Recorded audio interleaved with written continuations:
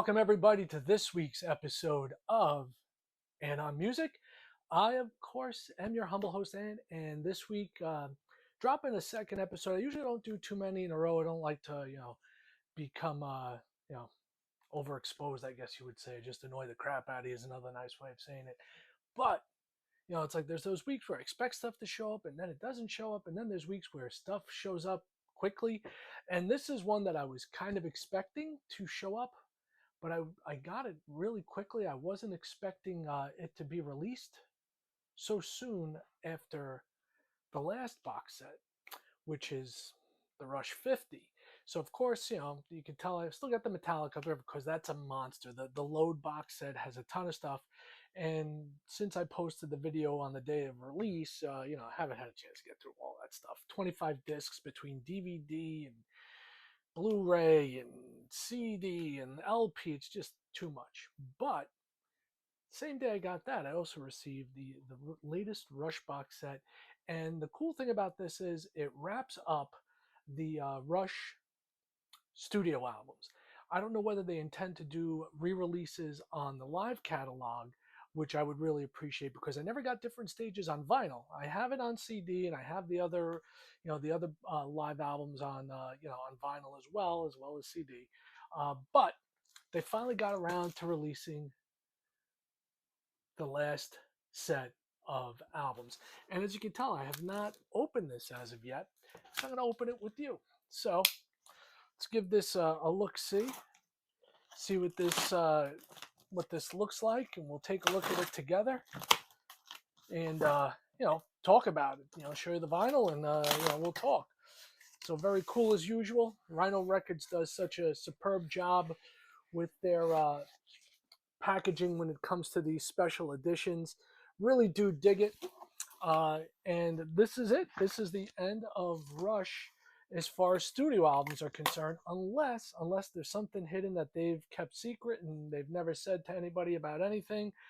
We know there's live stuff in the vault and alternative versions, but I really don't know if there is anything, along the lines of, say, like Bruce Springsteen that had, an unimaginable, what is it, 8 albums that are coming out that are, never been released.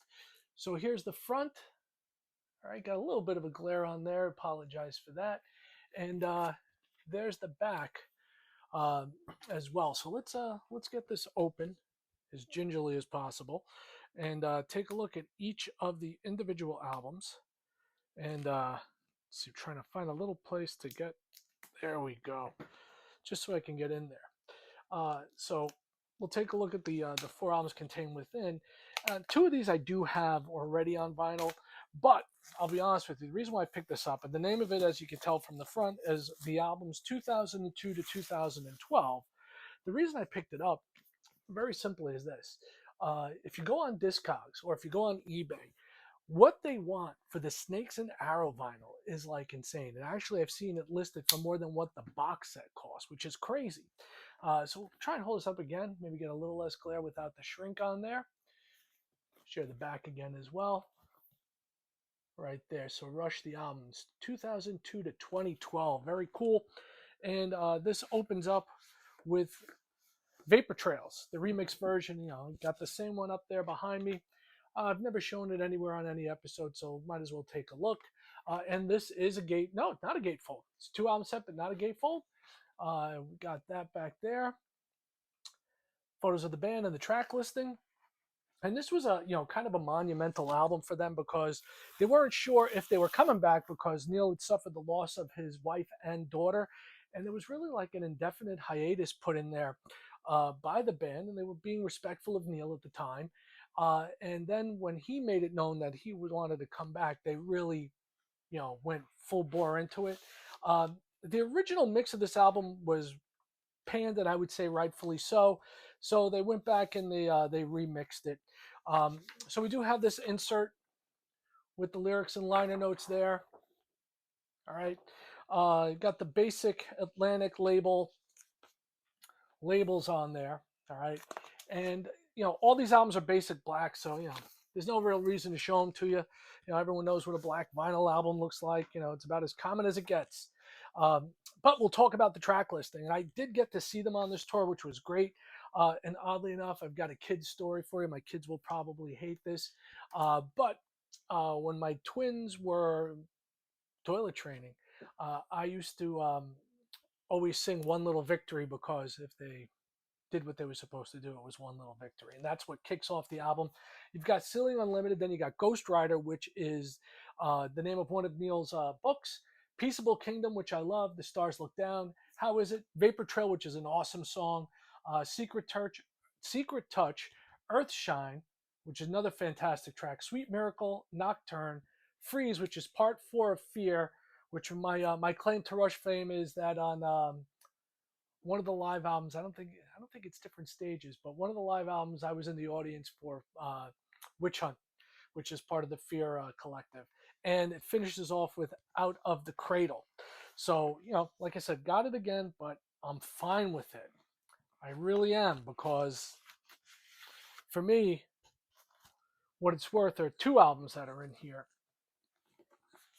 and this is one of them. Right? Have it on CD. Never picked it up on vinyl when it came out, and the story behind this album, you got the gatefold here with the notes regarding the feedback album. Basically, they were going on tour and they felt guilty not having product out there to tour behind. So they decided, let's go back to our roots. Let's take a look at the stuff that got us charged up to go out and become a band, and that's what this album is, and that's why it's called Feedback. You got the back there with the track listing. No need for an insert on this, obviously, because you've got your liner notes. No lyrics with this because they are cover tunes. You got Summertime Blues, which everybody knows. You got Heart Full of Soul, For What It's Worth, which they do actually a pretty good version of that. The Seeker, Mr. Soul, Seven and Seven Is, Shapes of Things, and Crossroads. So a very blues heavy type of early rock. Which if you're a Rush fan and been a Rush fan for a long time, or even if you're not really a long time Rush fan, but you are very familiar with their early stuff, they were a blues based rock trio, kind of like Cream, and they really did find their own way. So you have that, and of course you got the Starman up there, right? The Rush logo. So there we go. Feedback. One of the two reasons why I wanted this box set so badly.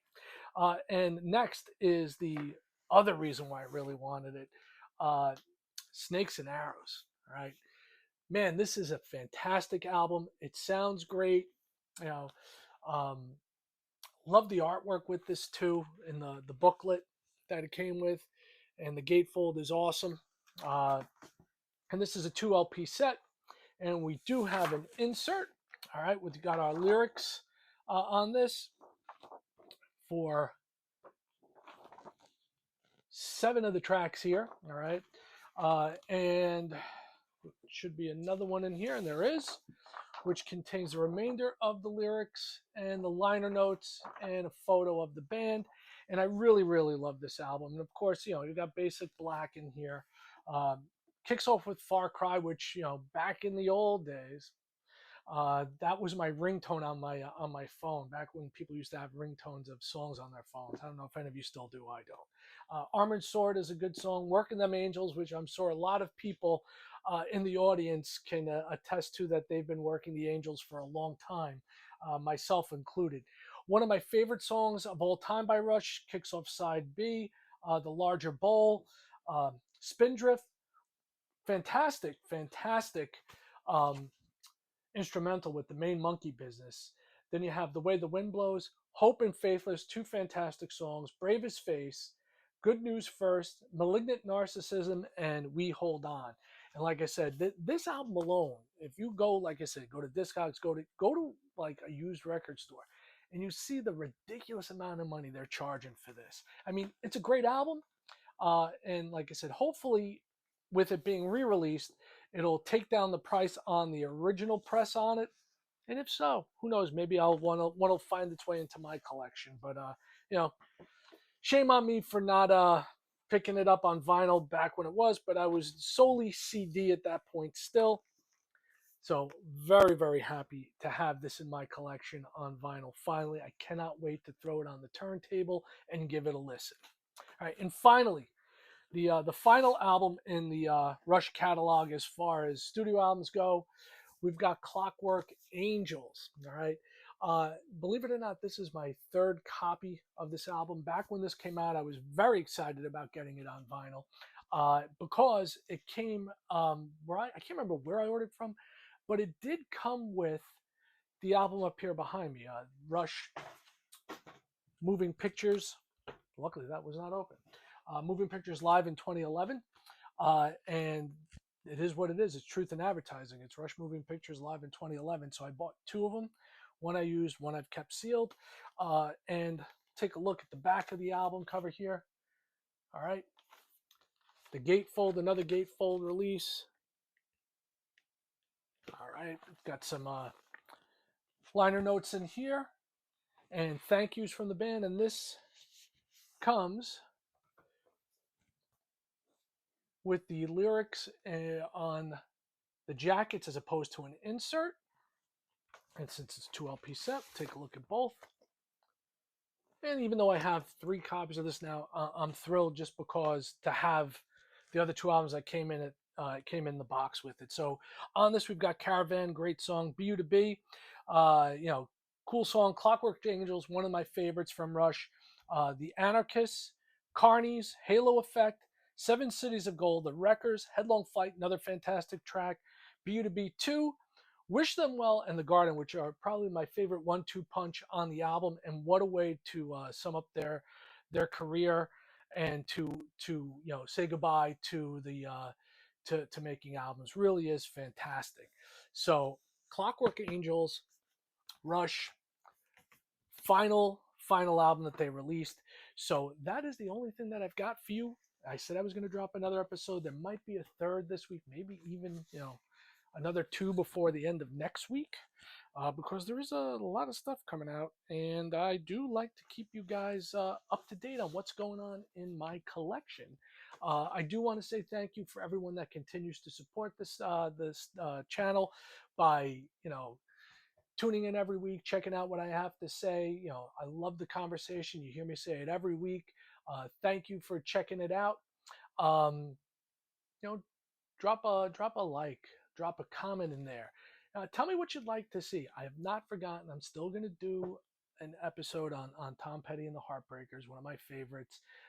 Someone requested that. I'm going to do it. I'm also going to do one on Mark Lanigan, who I think is one of the most underrated singers of the 90s. He just had his final book come out. As far as we know, his final book. Mark passed away a few years ago, so I'm going to do something there as well. And there's just tons of stuff coming out. So, I'll be sharing it with you. As I always say, peace, one love, music, and I'm out.